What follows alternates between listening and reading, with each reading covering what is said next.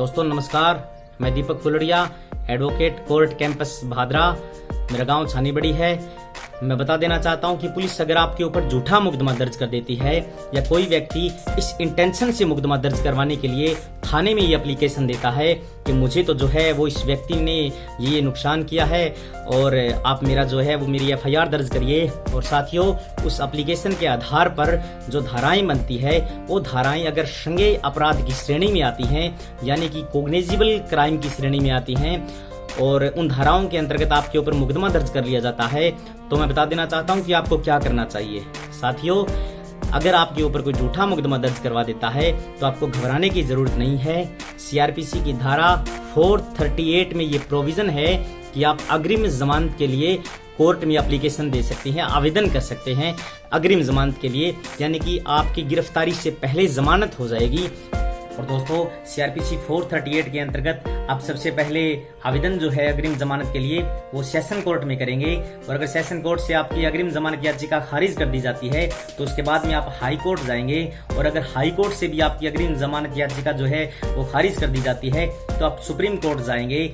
Special leave petition के जरिए आप सुप्रीम कोर्ट में अप्लाई करेंगे। लेकिन दोस्तों, इसमें ध्यान रखने वाली बात यह है कि अगर किसी भी न्यायालय से आपकी अग्रिम जमानत याचिका अस्वीकार कर ली जाती है तो दोस्तों पुलिस थाना जो है वो आपको बिना वारंट के भी कभी भी गिरफ्तार कर सकता है। इसलिए ध्यान रखिए, अगर किसी भी न्यायालय से आपकी अग्रिम जमानत याचिका अस्वीकार कर ली जाती है तो आपको संभल करके कदम रखना होगा।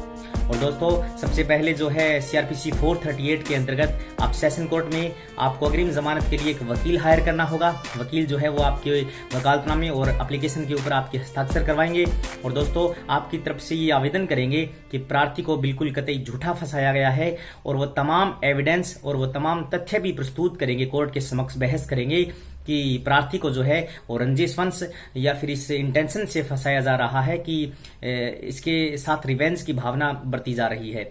और दोस्तों, इन तमाम तथ्यों के प्रस्तुत करने के बाद अब ये कोर्ट के सविवेक पर निर्भर है कि आपकी जमानत याचिका जो है वो स्वीकार करेगा या अस्वीकार करेगा।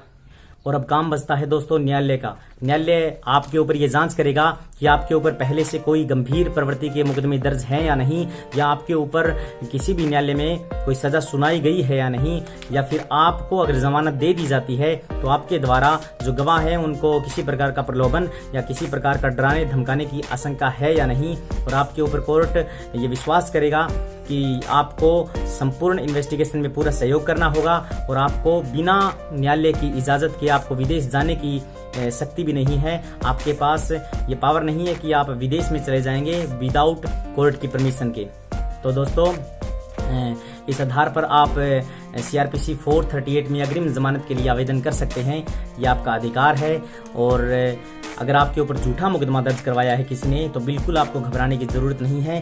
मैंने पहले भी कहा है कि आप परिस्थितियों से मुकाबला करिए, आप लड़ना सीखिए। और अगर आपको लड़ना है तो आपको कानून कुछ तो आना चाहिए दोस्तों, जिसके आधार पर आप जो है वो न्याय प्राप्त कर सकेंगे। इसलिए थैंक यू दोस्तों।